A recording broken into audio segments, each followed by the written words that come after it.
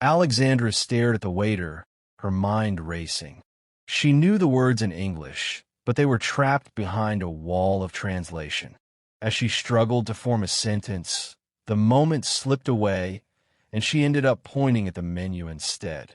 Frustrated, she thought, "Why can't I just speak without translating?" That night, she made a decision. She would break free from this habit once and for all. Alexandra had always been a diligent student. From the moment she decided to learn English, she put in hours of study, memorizing vocabulary, practicing grammar rules, and watching English language movies with subtitles. But no matter how much effort she poured into learning, there was always a barrier she couldn't break through: speaking. Whenever she tried to hold a conversation in English, she hesitated.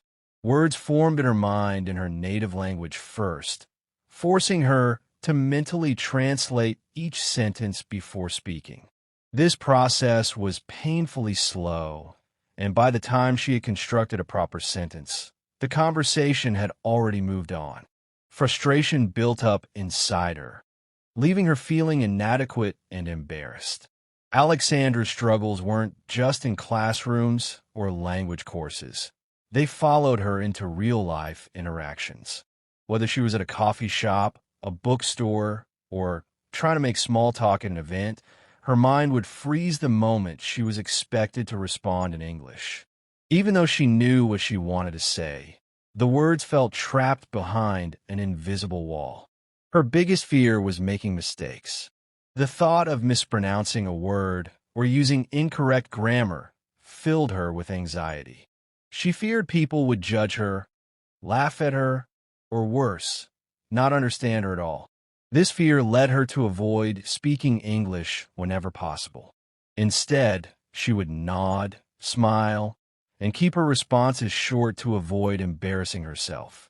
She envied those who could speak fluently without hesitation, wondering if she would ever reach that level. One evening, after yet another failed attempt at a conversation, Alexandra sat alone in her room, reflecting on her struggles. She had just met a group of English-speaking travelers in a cafe. Excited to practice her English, she had approached them, but the moment they greeted her, she felt her confidence crumble. The words she had carefully prepared in her mind vanished, and all she could do was mutter a simple hello before awkwardly walking away. It was a humiliating experience that left her feeling defeated. How can I be so good at writing and reading English, but when it comes to speaking, I completely freeze, she thought to herself. It wasn't fair. She had put in so much effort, yet she felt like she was making no progress. Determined to find an answer, she turned to the internet, searching for solutions to her problem. She watched videos of polyglots who spoke multiple languages fluently, read articles from English teachers, and joined online forums where language learners shared their struggles. One phrase kept appearing over and over again: stop translating and start thinking in English. This concept intrigued her. She had never considered that her habit of translating in her head might be the root of her problem. She realized that her brain was still wired to her native language, which made every English sentence feel like a complicated math equation she had to solve before speaking. Alexandra decided to put this theory to the test. She started observing fluent English speakers and noticed something surprising. They didn't seem to think before speaking. Words flowed naturally from their mouths without hesitation. It was as if they were on autopilot, effortlessly responding without pausing to construct sentences in their minds. That's when it hit her. Fluency wasn't about knowing all the words or grammar rules. It was about training the brain to think directly in English without relying on translation. If she wanted to become fluent, she needed to rewire her thinking process. But how could she do that? Was it even possible to change the way her brain processed language? These questions lingered in her mind as she decided that she could no longer continue this way. She had to find a method to break free from this cycle of overthinking and hesitation. And so, with renewed determination, she made a promise to herself. She would find a way to stop translating and start speaking. Little did she know, this decision would lead her to one of the most transformative journeys of her life, the journey to fluency. Alexandra sat at her desk, her head resting on her hands. Another day had passed, and once again, she had struggled through a conversation in English. It wasn't that she didn't know the words. She had spent years studying grammar, memorizing vocabulary, and practicing sentences in her mind. But the moment she needed to speak, she found herself pausing, translating each sentence from her native language into English. By the time she formed a response, the conversation had already moved on. Frustration weighed heavily on her. Why was it so hard? She had done everything her teachers told her to do. She had read English books, listened to English podcasts, and even written essays. Yet, when it came to speaking naturally, she felt like a slow, outdated machine, processing every thought through layers of translation. Determined to find a solution, Alexandra grabbed her phone and typed into the search bar, "How to speak English fluently without translating." She scrolled through endless articles and videos until a particular title caught her attention. "Stop translating and start speaking." The thumbnail showed a confident-looking man speaking to a group of students, his hands gesturing animatedly. Something about it intrigued her, and she tapped on the video. As the video played, the speaker, a well-known language coach, began explaining a concept that Alexandra had never truly considered before. "The key to fluency," he said, "is to stop thinking in your native language and start thinking directly in English." She furrowed her brows. "Stop thinking in my native language? Is that even possible?"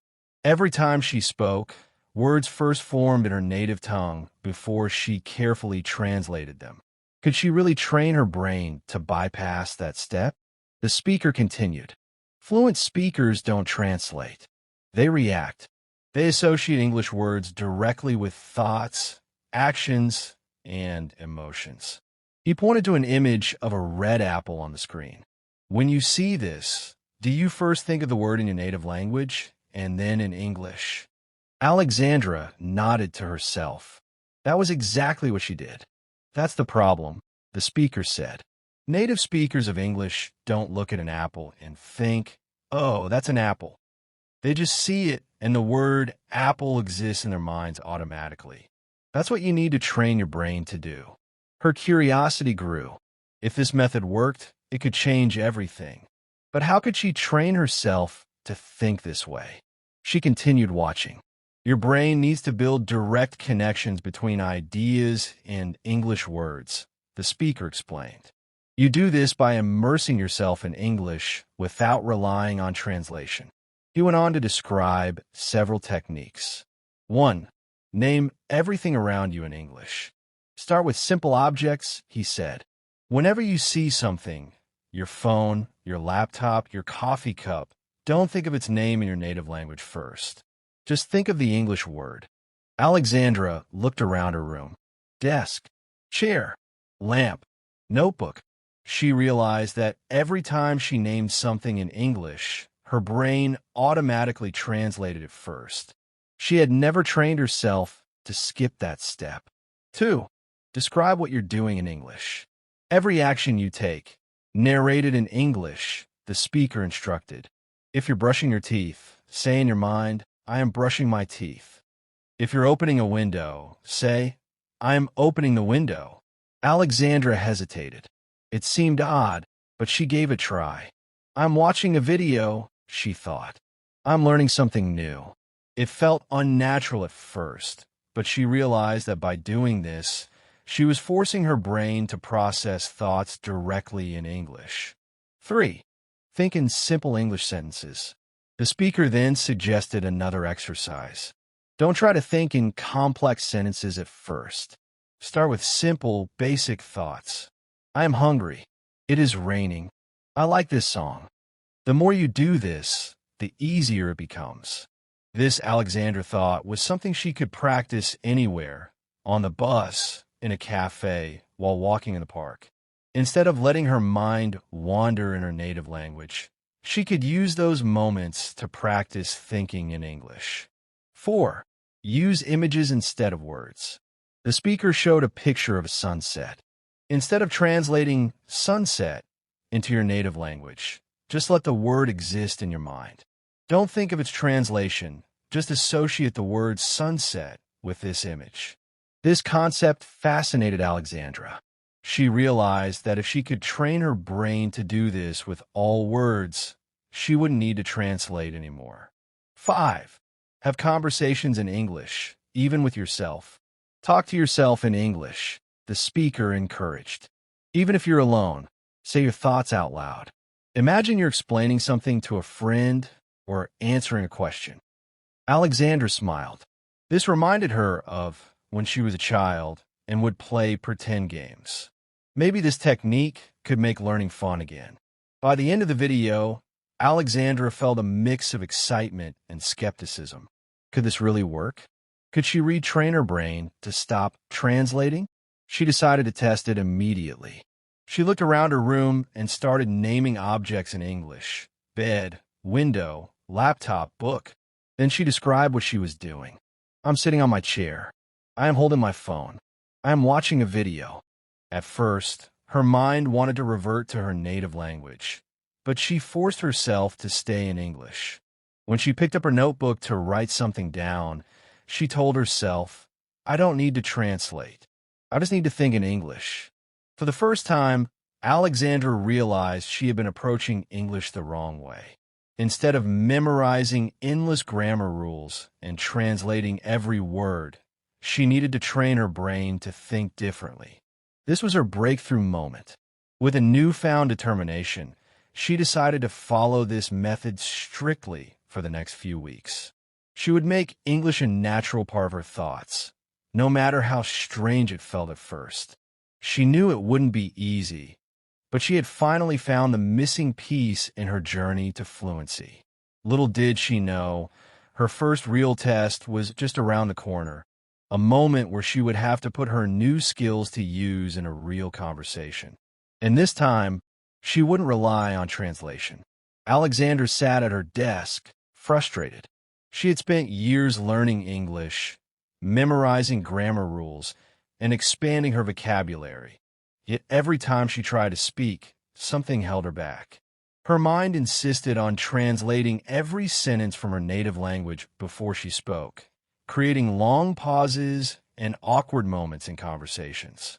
She knew this wasn't how fluent speakers communicated, and if she wanted to improve, she needed to stop translating and start thinking in English. Determined, she decided to take a new approach. She would train her brain to process English naturally, without the extra step of translating. But how? The first thing Alexandra did was surround herself with English as much as possible. She changed the language settings on her phone, laptop, and social media accounts. Every notification, every message, and every search now appeared in English. This small change forced her to think in the language every time she used her devices. She also switched from watching movies and TV shows in her native language to English content. At first, she used subtitles, but soon she challenged herself to watch without them. She started with simple shows and worked her way up to complex dialogues. She realized that understanding spoken English was just as important as speaking it, and exposure to natural conversations helped her brain adjust to the flow of the language. To train her brain to think in English, Alexandra began naming objects around her home. She would wake up in the morning and say bed, pillow, blanket, alarm clock before getting up. As she moved through her daily routine, she labeled everything she touched: toothbrush, toothpaste, mirror, sink. This simple exercise helped her associate English words directly with objects instead of translating them from her native language. She took this a step further by describing her actions out loud. I am brushing my teeth. Now I am making coffee. The weather is sunny today. Speaking in full sentences forced her to construct thoughts in English, making it easier to express herself naturally. One of the most effective techniques Alexandra discovered was self-talk. At first, it felt strange talking to herself, but she soon realized it was a game changer. She began narrating her thoughts throughout the day. I need to finish this report before lunch. After that, I will go for a walk in the park. Maybe I should call Emma later and see if she wants to join me. By thinking in English, she eliminated the translation barrier. Her thoughts flowed more smoothly, and she became more comfortable forming sentences without hesitation. To challenge herself further, she practiced answering imaginary questions. She would pretend she was in an interview or a conversation with a friend. "What did you do today, Alexandra?" "Oh, I had a busy day. I worked on a project in the morning, then I went to the gym. In the evening, I watched a new English movie. It was really interesting." This exercise prepared her for real-life conversations. When someone asked her similar questions, she could respond quickly and naturally because she had already practiced in her mind. Another technique Alexandra used was looking at pictures and describing what she saw in English.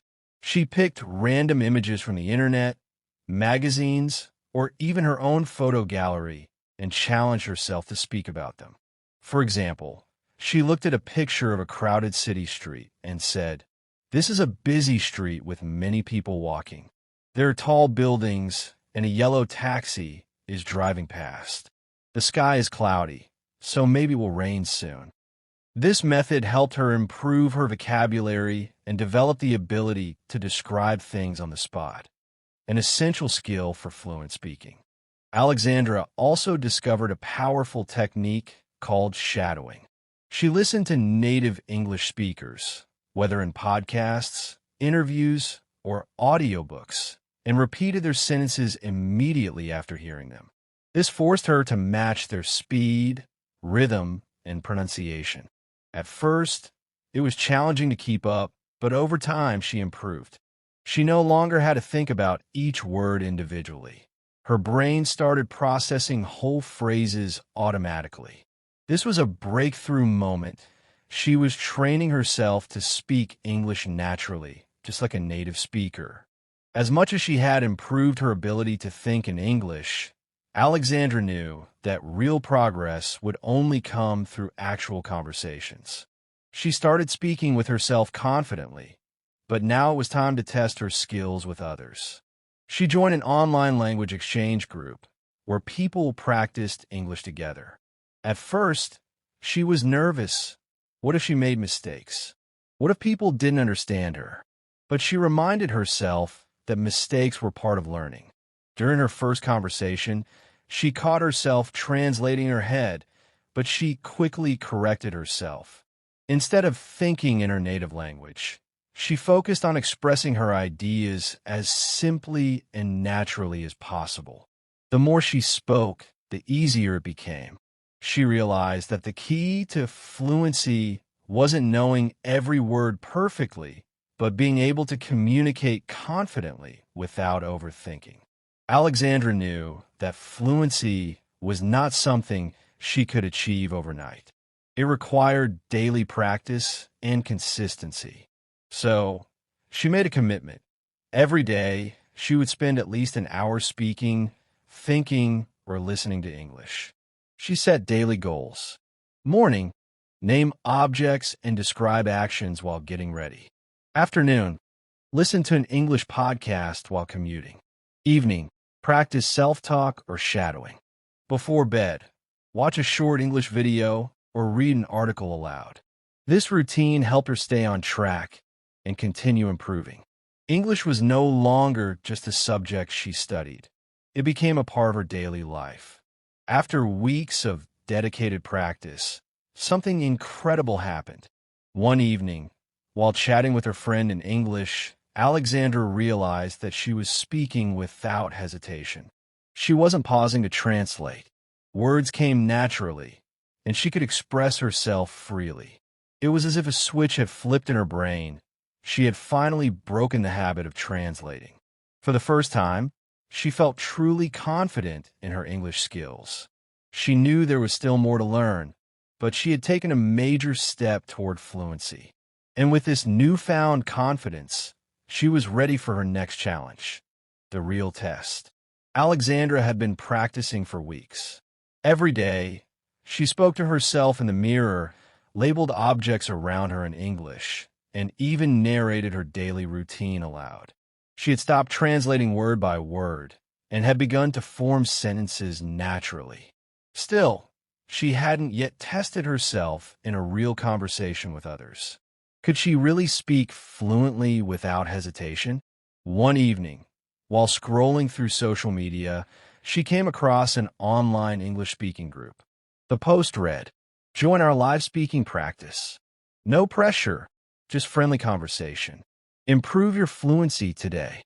Alexandra's heart raced. She had always avoided real-time conversations because she feared making mistakes. What if she forgot a word? What if she paused too much? What if they laughed at her accent? But then she reminded herself of her goal. She had worked hard to stop translating in her head. Now, it was time to see if it had actually worked. She clicked the link to join the group. A few seconds later, she was in a virtual room with 6 other participants from different countries. Some looked as nervous as she felt, while others seemed comfortable, chatting easily. The host, a friendly woman named Lisa, greeted everyone. "Welcome, everyone. Today, we're going to practice free-flowing conversation. No pressure, no corrections, just natural English speaking." Hearing that eased Alexandra's nerves slightly. She didn't have to be perfect. She just had to try. Lisa continued, "We'll start by introducing ourselves. Just say your name, where you're from, and something interesting about yourself." Alexandra listened as the first few participants spoke. They weren't perfect, but they were confident. They made small grammar mistakes, but no one corrected them. Instead, everyone nodded and encouraged each other. Then, Lisa called her name. Alexandra took a deep breath. She could feel the familiar panic rising, the urge to think in her native language, to mentally translate each sentence before speaking. But she forced herself to trust her training. "Stop translating. Just speak." She smiled and started. "Hi, everyone. My name is Alexandra, and I'm from Spain. I love learning languages, and I've been working on improving my English fluency. A fun fact about me is that I can play the piano." She finished speaking and waited. For a moment, there was silence. Then the host beamed. "That was great, Alexandra. Welcome to the group." Others nodded and smiled, some even saying, "Nice to meet you," and "That's cool." Alexandra exhaled. She had done it. She had spoken without translating, without freezing, without overthinking. The introductions continued, and soon they moved on to open discussions. Lisa posed a question.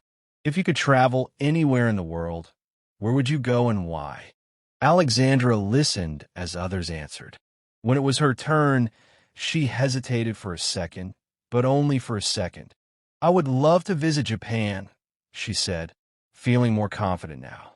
"I think their culture is really interesting, and I want to see the cherry blossoms in spring." The group responded enthusiastically. "Oh, that's amazing," one person said. "I've been to Japan. It's beautiful," another added. The conversation flowed naturally, and for the first time, Alexandra wasn't focused on forming perfect sentences. She was engaged in the conversation itself, responding without overthinking. She realized something powerful. Fluency isn't about knowing every single word. It's about communicating, connecting, and expressing thoughts without fear. As the session continued, Alexandra found herself talking more, even asking questions and reacting spontaneously. Before, she had always felt like an outsider in English conversations. Now, she felt like a part of them. When the session ended, Lisa said, "Great job, everyone. I hope to see you all next time." Alexandra couldn't stop smiling. She had always believed fluency was something she would achieve someday. But now, she realized she was already on her way. That night, as she lay in bed replaying the conversation in her head, she knew one thing for sure. She would never go back to translating again. From that day on, English felt natural to Alexandra. She no longer hesitated or second-guessed herself. She had unlocked the power of thinking in English. Alexandra's journey proved that fluency isn't about knowing every word. It's about thinking in English and trusting yourself. If you want to stop translating and start speaking naturally, subscribe to English Tone today. Get fun learning stories, practical tips, and powerful techniques to improve your English fluency. Like, share, and comment if this story inspired you.